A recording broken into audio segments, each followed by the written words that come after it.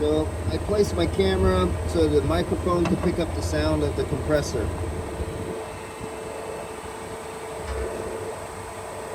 Vacuum pump. So the compressor is sounding a little funny with 14 ounces of refrigerant missing.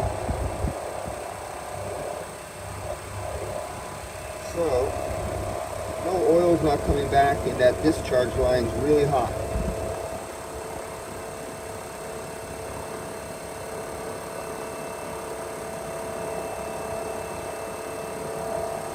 But they teach that there's protection on these systems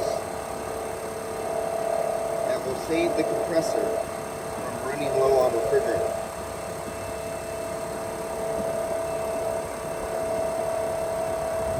I'll keep on going. Let's see what happens.